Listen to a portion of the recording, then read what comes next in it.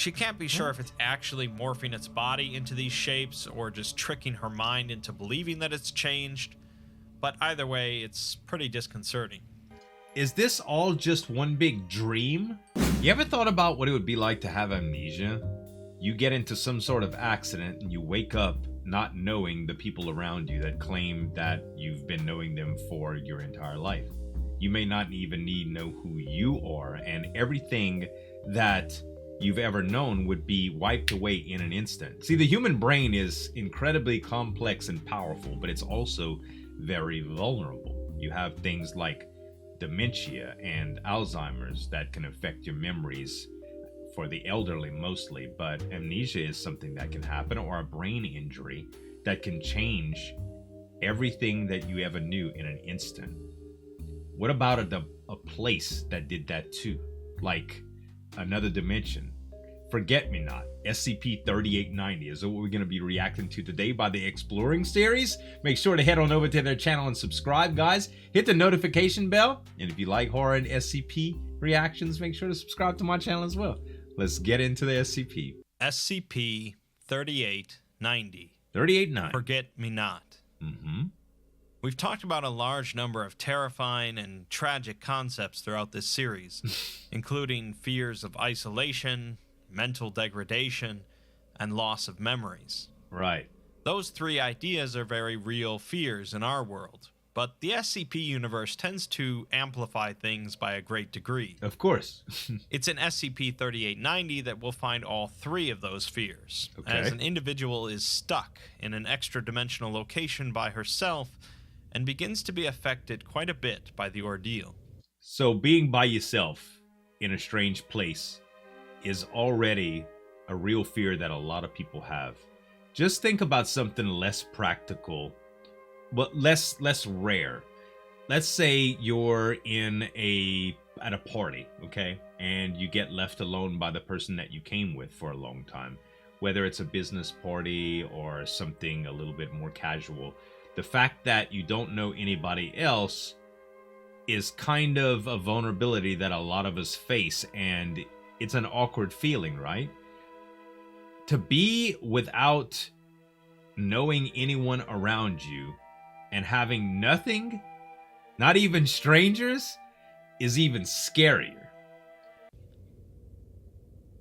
Unlike most SCP articles, which are compiled by researchers after performing extensive research and testing, SCP-3890 is written as more like a journal by the individual currently experiencing the SCP's effects. All right. Dr. Elizabeth Graham.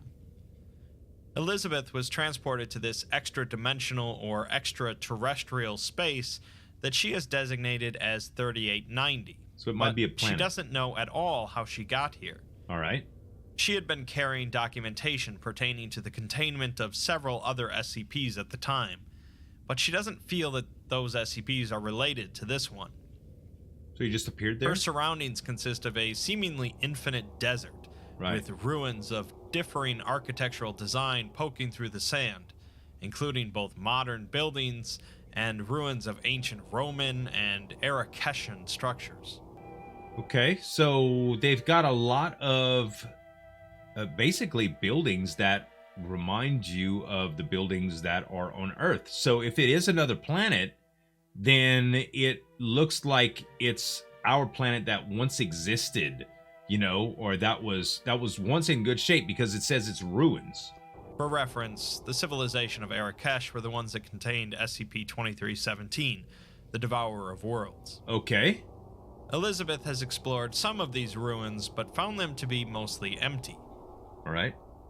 From what she can tell so far, this location goes through a solar cycle identical to Earth's, leading her to wonder if 3890 is perhaps located on Earth, but is simply hidden from outside view through anomalous means. Okay. That's Unlike possible. an actual desert on Earth, the temperatures are never extreme at day or night. She's not quite alone here, though, as there are a number of humanoid entities that wander the desert and the ruins. Weird. These entities haven't responded to any stimuli, and as far as Elizabeth can tell, they simply walk around without a specific destination, some even walking in circles around buildings. Zombies? Is this some sort of like simulation of the apocalypse, maybe? Or something like that? Because they're not reacting to any stimuli. They don't have to be brain hungry zombies, you know what I mean? But it could be some form of radiation that wiped everything out and changed individuals to these things that are mindless now. They are corporeal, however, and based on their appearances, she figures that they also come from a large range of locations and times, both modern and ancient. Huh. She also managed to take a knife from the pocket of one of them with no repercussions. Wow.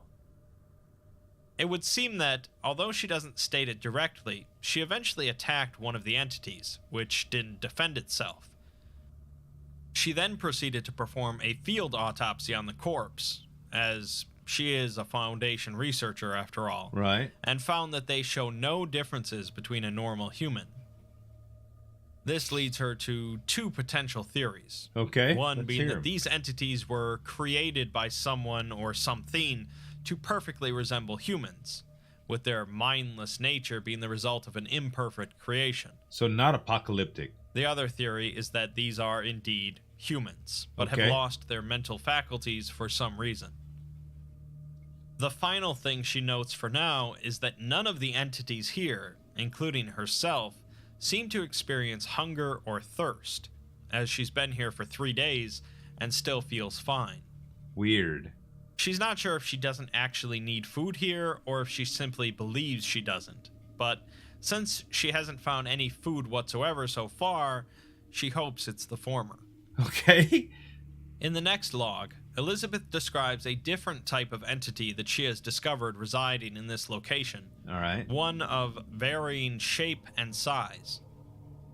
She's not sure if it's native to this place or was transported here at some point like her, but it appears to be some form of predator, and it's currently hunting her. Oh. After writing down the last log, it snuck up behind her while she was resting and attacked her, knocking her unconscious. Wow. She woke up several hours later, but it has attacked her several more times since then, every few hours. So it never killed her. She believes that this entity has the ability to mimic any object, and has seen it disguised as one of the humanoids, as a piece of paper, as a Dang. star in the sky, a building on the horizon, a fly, and a patch of dirt on her leg. She can't be sure if it's actually morphing its body into these shapes or just tricking her mind into believing that it's changed, but either way, it's pretty disconcerting.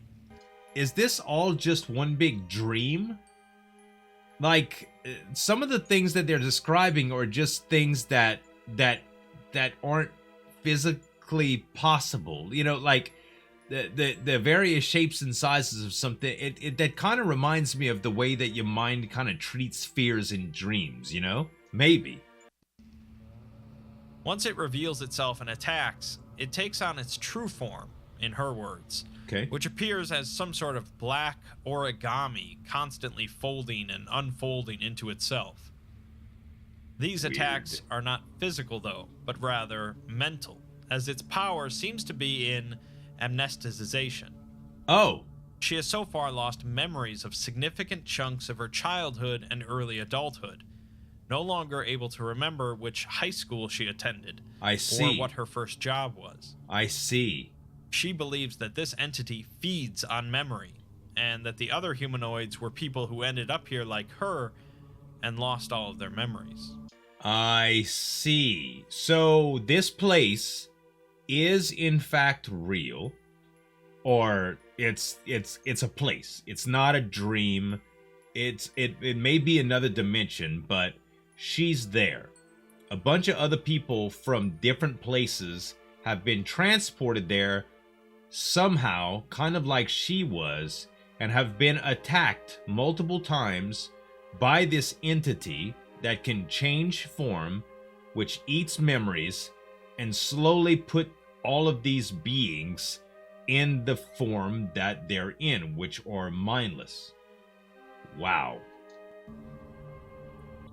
Elizabeth takes up residence in a modern bank, near a family that had committed suicide. A solution that she believes might be a better option than wandering this location for eternity. Really?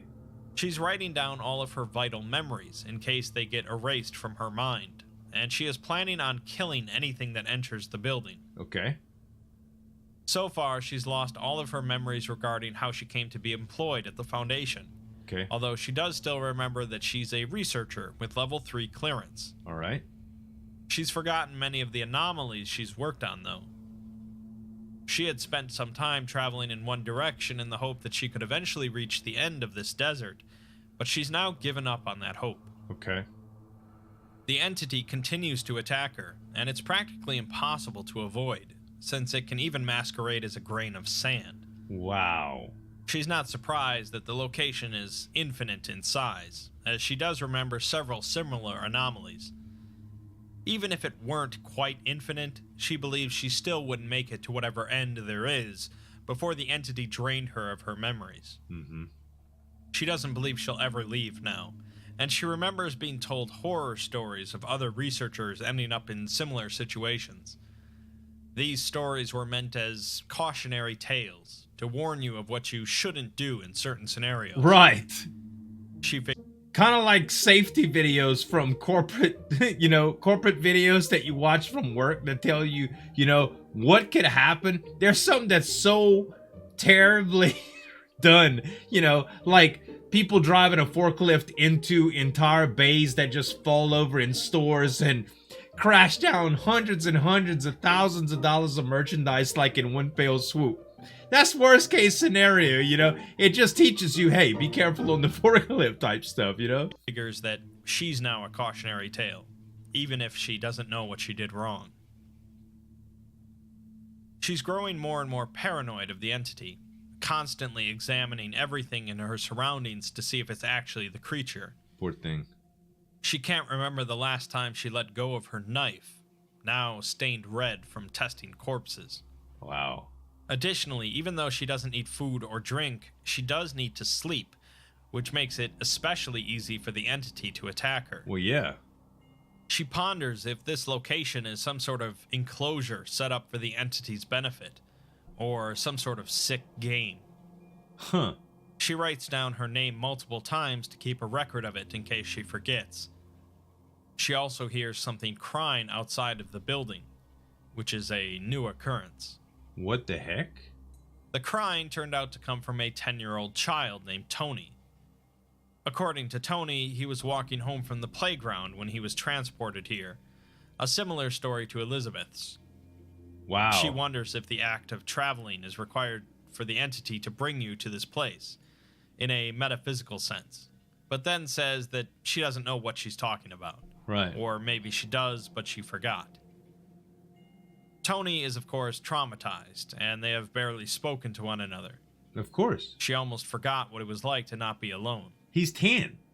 She first writes that the entity can now hunt them both, but she scratches that out and instead writes that now they can watch for it together, so their survival chances have doubled. There you go. The problem is, though, that they're not fighting for survival, but instead for their memories. Right. She's not even sure if people age here. So God. some of these wandering humanoids could have been here for centuries or more. Wow.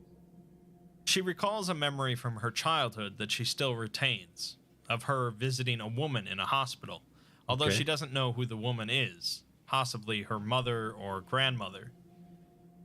She went to visit this woman when she was 12, but the woman didn't know who she was. Elizabeth doesn't remember what happened before that memory or afterwards, but she does remember thinking that it was the worst thing in the world. She wonders Right. if that's why this mimic entity brought her here, because it knows that this would be a fate that she'd fear the most. She Gosh. decides to ask Tony when he wakes up if he has a similar memory, in the hopes of figuring out the rules of this place. Mm-hmm. Things continue to spiral downward for Elizabeth, though, as the next part of the log shows how much she is struggling mentally at this point. Wow. She lists the SCP number as simply SCP, and the object class as Object Class. She Wow. mentions her name as Elizabeth Grant at first, instead of Elizabeth Graham, and the rest of the containment procedures are mostly gibberish relating to a floating grain of sand and a patch of dirt on her brain. So she's completely losing it. She's just going through the motions at this point. Like, it's kind of like when you get so used to doing something like driving and you after a little while you forget that you actually were driving. You kind of in autopilot, you know, and it seems to be kind of what's happening to her right here. She then repeats her name a number of times and writes that the mimic entity can mimic any object. So far, she has seen it disguise her as Dr. Elizabeth Graham and the Foundation. The rest of the log is similarly constructed of nonsensical sentences comprised of words related to her situation. Right. She writes several times that she doesn't know what she's talking about, and it's clear that it's not just an absence of memories affecting her, but a complete breakdown of her mental faculties. Mental capacity, yep. In other words, she seems to be slipping closer to becoming like the other humanoid entities she's encountered. In the next log, though, she's regained a surprising amount of lucidity. She reveals that when she woke up the next morning, Tony was gone, because he was actually the mimic in disguise. What? She also claims that the mimic wrote the last log, not her, but now she can't even remember her name. Wow. She writes that she's underestimated the mimic, as it's smarter than she thought. Whenever she reads her name on the papers from before, it immediately leaves her head afterwards, much like how anti-memetics work. Weird. The last log is written in her handwriting, something else it must be capable of mimicking, and it seems to be getting better at copying her thought processes. So, it's copying her thought processes because it's absorbing a lot of them. It's completely devouring her, and it can manifest itself with those traits because it's consuming that. Like, it's gaining her powers, sort of like Highlander type stuff, you know? Worse, she can't remember how long she's been here now, as she looks at her hands and finds them to be quite old in appearance. Okay. So she's aging. She accepts that she's not leaving this place, and wonders why she keeps writing these logs, since chances are no one will ever read them. She's not going to sit around and hope some magic team will pop out of a portal to save her. Instead, she plans on facing the mimic and killing it. Okay. She has her knife, which is the best tool she could hope to find here, and she at least remembers how to use that. In the following log, she lists the SCP's object class as neutralized, and says that it's done, but she won't be leaving this place. She killed it. Elizabeth walked for miles before the mimic came for her. It was disguised as a cloud this time, and she turned to see it just as it unfolded to attack. She stabbed it as it lunged, and it squealed in pain. Wow. It left trails in the sand that hurt to look at, but attacked again and again as she retaliated. She writes that she filled its body with holes, just as it filled her mind with them. Okay. It writhed on the ground for several minutes, collapsing in on itself as she continued to stab it. Wow. As it finally died, it collapsed into a tiny black ball the size of her thumb. She crushed it beneath her heel. She wishes she would have done that right away, but maybe she had a reason for not doing so that she can't remember now. Wow. She feels different after the fight, though. As before, when the mimic attacked her, it took memories right away, but now it feels like her head is leaking out. Her lucidity starts fading, but she writes that she could kill herself right now with the knife to avoid becoming like the other humanoids wandering this desert. Okay. She still holds on to life, though, and doesn't want to die. Sure. Just as she is convincing herself to do it, her mind slips away completely, leaving us with the words, "I don't want to disappear." Wow. The final log for SCP-3890 is completely blank. She's gone. SCP-3890 is similar to some other SCPs that deal with isolation and mental breakdown, Right. such as SCP-3001, the Red Reality, but leaves us with absolutely no hope for Elizabeth's recovery. She was taken to this place through no fault or mistake of her own at a young age. How are the logs and despite retrieved? her best efforts and hopes to somehow beat it, she slowly slipped away. Obviously, there are correlations to real-world conditions that affect an individual's mental faculties and memories, which Elizabeth herself alluded to being a fear of hers. Right. This lends an additional level of horror to the article, a scenario that many of us might not be able to relate to directly, but can at least appreciate its terrifying nature. Well, sure, man. There are a lot of unanswered questions left from this one, such as why Elizabeth was drawn in at all, did she really manage to kill the mimic, and how did the Foundation get a hold of these documents? That's what I was asking. Still, it's effective at depicting a tragic and horrific scenario in which the fear isn't necessarily other people forgetting you, but you forgetting yourself. I mean, all in all, they're both terrible. You know, other people forgetting you would be very terrifying as well. Think about if you thought you knew everybody around you, but nobody knew who you were, or claimed that nobody knew who you were. Like a bizarro dimension that you would be the same person with the same relationships, one-sided, and nobody knew who you were. That would just be so weird too, man.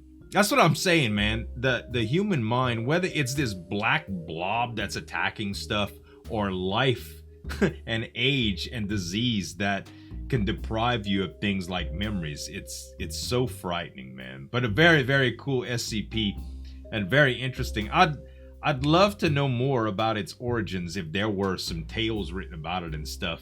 That might be further good for research. At any rate, guys, the Exploring series, very, very cool SCP. Check him out right here, as well as another couple videos that I reacted to from him here. Thanks so much for watching, guys. As always, this is Zueljin signing off, and we'll see you next time. Break it down.